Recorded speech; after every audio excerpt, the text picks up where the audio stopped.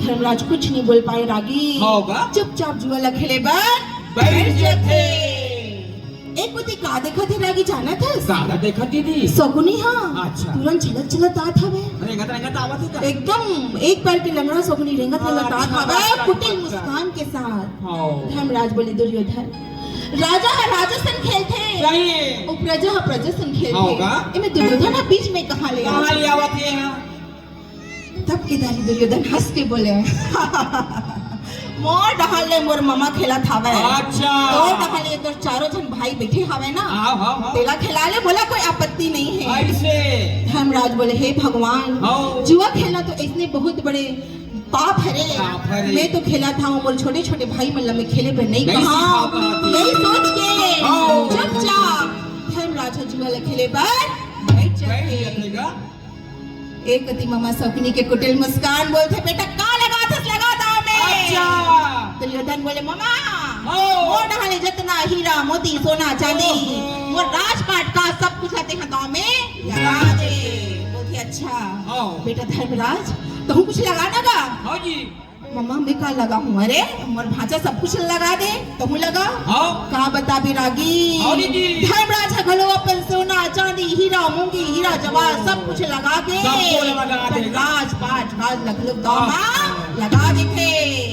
एक होती मामा सौकनी की कुटिल मुस्कान तब पकड़ के पता लगा हाथे मां घुमावे